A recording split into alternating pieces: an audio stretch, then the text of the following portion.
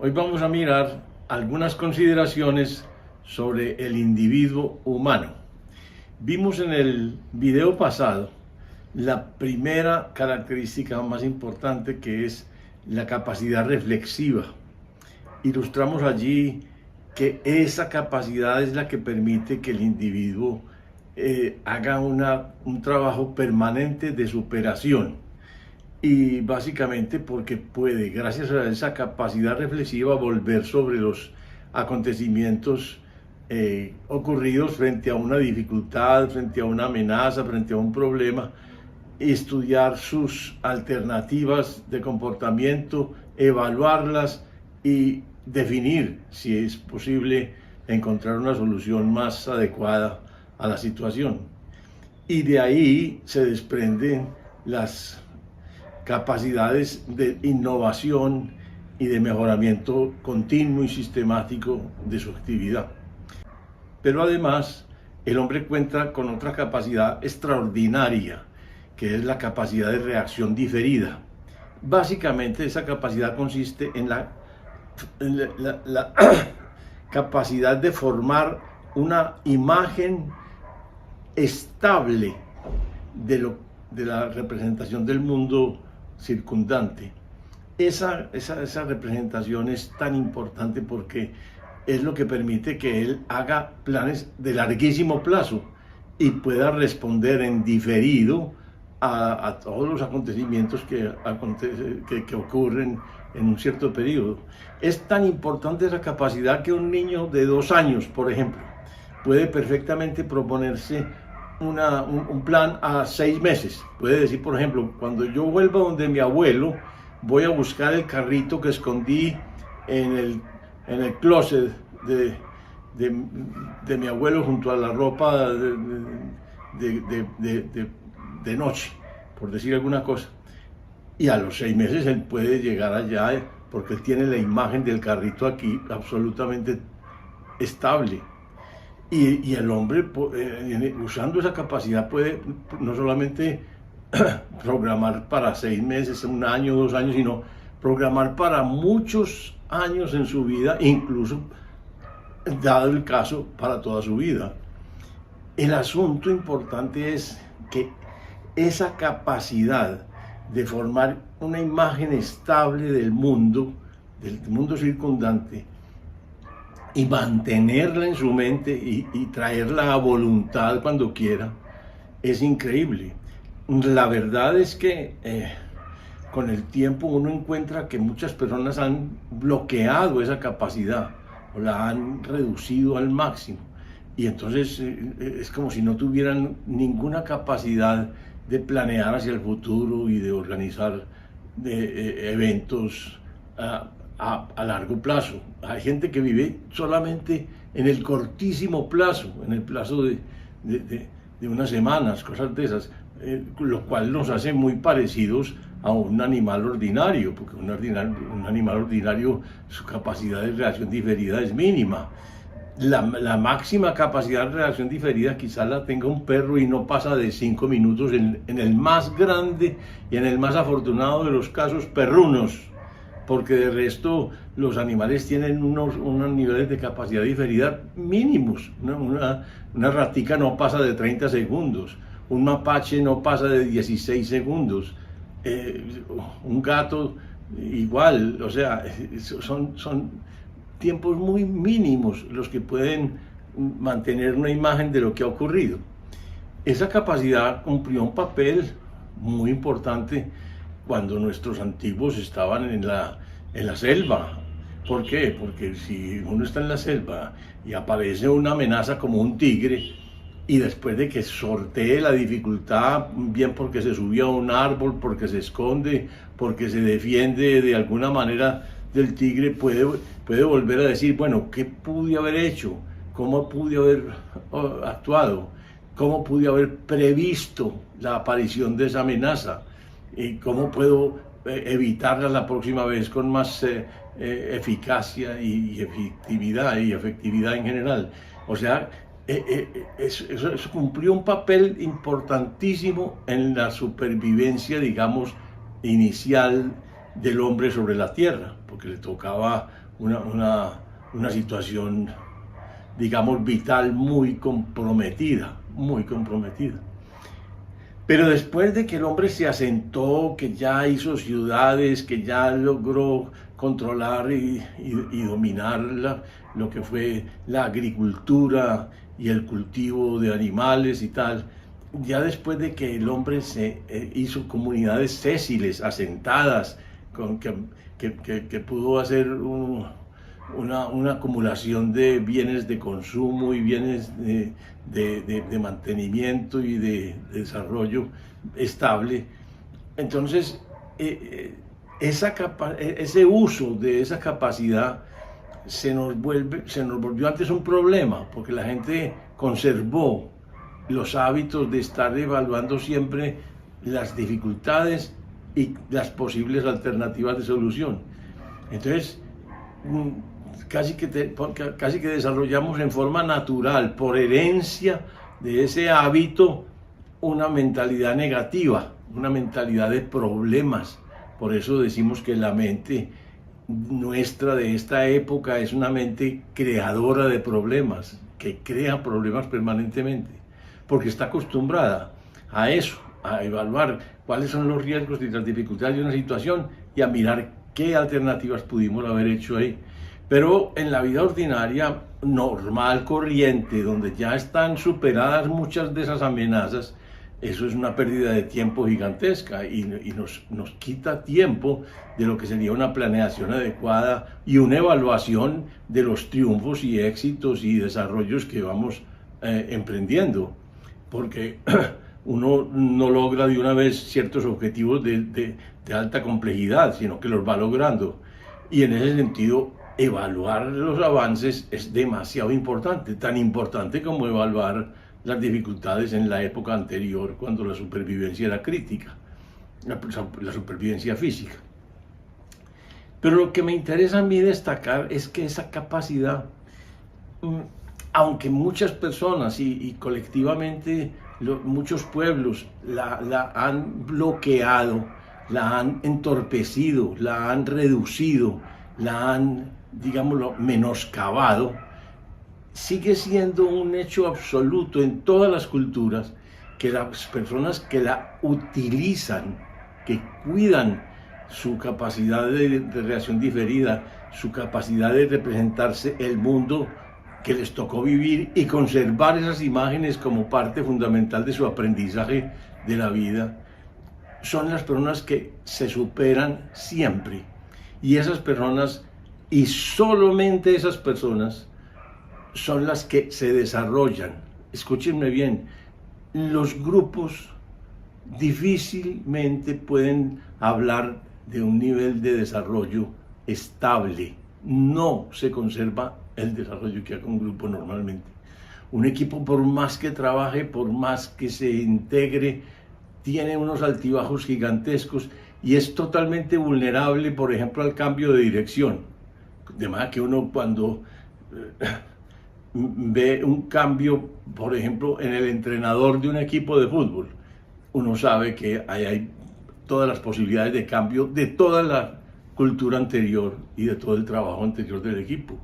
Entonces, y lo mismo ocurre en una organización, por más que la organización lleve muchos años, por más que tenga una cultura muy sólida y aparentemente muy estable y hasta muy difícil de cambiar, uno sabe que un cambio en la dirección, un cambio estratégico en la dirección de la empresa puede dar al traste con toda esa cultura súbitamente. O sea, las culturas no tienen una capacidad intrínseca de conservación, no la tienen. Son los individuos los que cambian esa cultura y son los individuos en las posiciones de hegemonía, de dirección y de guía. Son los que cambian esas culturas. Entonces, eso va siendo un asunto muy importante. Por ejemplo, yo en mi caso concreto, en las asesorías a las empresas, yo tengo hace muchos años claro en mi ser que yo me comprometo con personas, no me comprometo con ninguna organización, porque ninguna organización es capaz de sostener el nivel de desarrollo que haya alcanzado en un momento dado. Solo las personas tienen esa capacidad de conservar el nivel de desarrollo adquirido y a partir de ahí inclusive acrecentarlo. Además que por eso yo no me comprometo sino con personas que claramente se han responsabilizado de su vida y que están haciendo un trabajo sistemático de superación en algún frente, puede que no en todos, porque hay personas que se desarrollan muy, digámoslo así, inarmónicamente, porque nosotros tenemos muchas dimensiones posibles para desarrollar. Tenemos una dimensión, digamos, del trabajo, donde podemos hacer grandes avances, pero también tenemos una dimensión afectiva y una dimensión social de relaciones con nuestros compañeros, con nuestras familias, en fin, y una relación espiritual con ciertos avances que queremos hacer en el terreno personal y de desarrollo humano, y una dimensión atlética, muscular, bueno, deportiva, si ustedes quieren. Son muchas las dimensiones en que el ser humano puede crecer, y una dimensión artística. Una persona también puede desarrollar su interés por la música, su interés por la pintura, por la escultura, por ciertas ramas artísticas que lo mueven y que lo desafían constantemente. Entonces, hay personas que hacen desarrollos, yo diría, a veces muy unilaterales, pero lo hacen. Yo no aprende a valorar a la gente porque, por ejemplo, sabe que es un soldado que siempre se está superando en su actividad militar. Entonces uno dice, ese es un soldado confiable, yo lo necesito en mi ejército en el caso de que yo maneje un ejército. O esa es una persona que en su profesión es intachable, está perfectamente responsabilizado de los resultados que puede lograr. Entonces, aunque en su vida afectiva, por ejemplo, tenga grandes baches, grandes problemas, grandes dificultades, listo.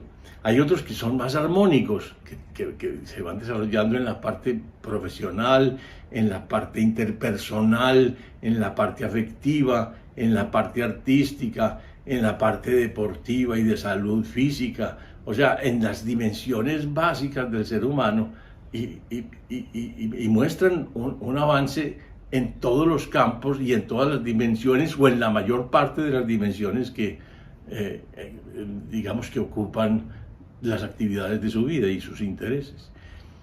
Pero hay un problema muy importante, y es que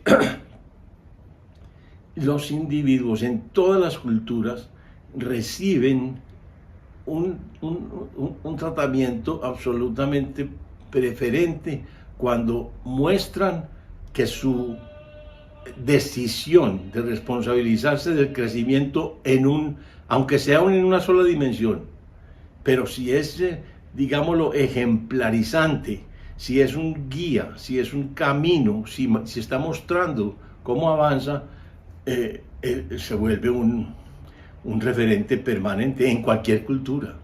Cojan ustedes, por ejemplo, en la cultura occidental, ¿cuánto significa, por ejemplo, para un país como los Estados Unidos, Helen Keller? Helen Keller fue una muchachita que tuvo alrededor de los 2 años un problema neuronal. Ella nació sana, iba creciendo muy bien, muy armónicamente y muy feliz, pero tuvo un problema gigantesco, hagan ustedes de cuenta una encefalitis, y a partir de esa enfermedad quedó ciega y sorda. Entonces, y además ya como sorda, digamos lo que no había cumplido todavía como el desarrollo verbal suficiente como para mantener un lenguaje, entonces perdió el lenguaje también. Entonces fue creciendo con una dificultad gigantesca. Simplemente se entendía muy bien con los animales, tenía perros y cosas de esas, y se acompañaba muy bien de ellos, y ellos la acompañaban muy bien, pero su crecimiento era mínimo, y nadie en su casa tenía siquiera la idea de que pudiera ser educable de alguna manera. En alguna forma tuvo una gran oportunidad de ser recomendada para estudiar en un instituto para ciegos, y allí había una persona, o de allí provenía una persona que fue como su ángel guardián, Anna Sullivan. Era extraordinaria también, y actuó como un ángel de la guarda de Helen Keller, pero le ayudó a desarrollar inclusive el habla, con unos métodos increíbles, porque es que, por ejemplo, con la mano aquí, el pulgar en la garganta, ella podía distinguir cuando había una G, por ejemplo, una G, sobre todo si era una G gutural fuerte, como cuando se dice, por ejemplo, go, ella era gringa. Tenía el dedo índice en los labios de la otra persona, entonces se daba cuenta, por ejemplo, de una B o una V, sea una B labial o una B labidental, era capaz de identificar ahí. Y con el dedo el siguiente tocaba la nariz y podía detectar las vibraciones correspondientes a letras como N o M, que son más nasales. Entonces ella con esta postura en la cara de otra persona era capaz de diferenciar los sonidos, y al mismo tiempo ella había acabado, en alguna forma había conservado la fonación y logró hablar. Y no solamente logró hablar, sino que fue una escritora prolífica, hizo más de 14 libros y mucho más de 50 artículos importantes, y fue defensora de causas sociales claves, como por ejemplo que el mismo movimiento feminista y cosas de esas. Fue demasiado importante. Conoció a varios presidentes de los Estados Unidos, que yo recuerde, pues le tocó hablar con el presidente Eisenhower, ella tocándole la boca y todo eso al presidente para poderlo entender, y lo mismo con Kennedy. Eso era interesante. Pero es tan importante el crecimiento de Helen Keller, tan importante, por Dios, la transformación de esa persona. Fue la primera persona ciega y sorda que se graduó y obtuvo un título universitario, la primera. Entonces, para los Estados Unidos eso es demasiado importante. Por eso en la educación básica está la historia de Helen Keller, y la tienen que estudiar los muchachos, porque es una imagen importantísima. Pero si uno se va a las escuelas, por ejemplo, a las escuelas hinduistas, a las escuelas taoístas, a las escuelas inclusive de